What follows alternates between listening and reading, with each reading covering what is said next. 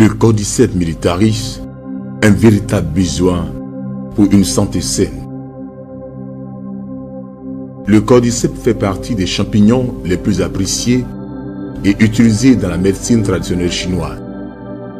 Appelé Yarsa Gumbu, vers d'hiver, au Tibet ou encore Dongtian Xiakor en chinois, le cordyceps est en effet un remède populaire, utilisé depuis 3000 ans comme tonique pour la longévité et pour redonner de l'énergie à l'organisme.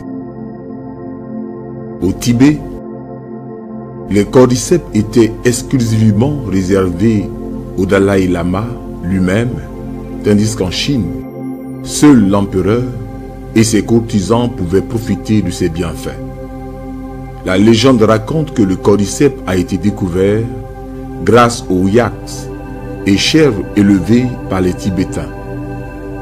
Les animaux étaient alors plus forts et plus vigoureux après avoir brouté des cordyceps.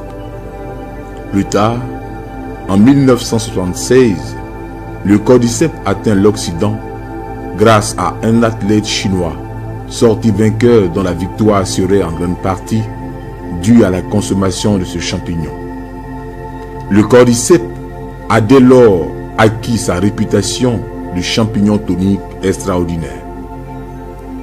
Aujourd'hui, au-delà de la Tibet, le cordyceps sinensis se pousse principalement dans les provinces de Qinghai, Sichuan, Yunnan, Gansu et Guinsu, et dans plusieurs zones montagneuses, les plaines des montagnes de neige. Le cordyceps est une espèce de champignon aussi appelé l'Ascomycotina ou le Claviceps purpurea. Son nom scientifique est le Cordyceps militaris. Connu sous le nom du cordyceps, sa production naturelle est très limitée à travers le monde entier. Il se compose de deux parties complexes, la partie en herbe et le sclérote, c'est-à-dire la partie insecte. Pendant l'hiver, le champignon commencera à pousser à l'intérieur des larves d'insectes comme un parasite qui absorbe sa substance qui permettra au champignon de s'étendre à travers tout le corps de l'insecte jusqu'à sa mort.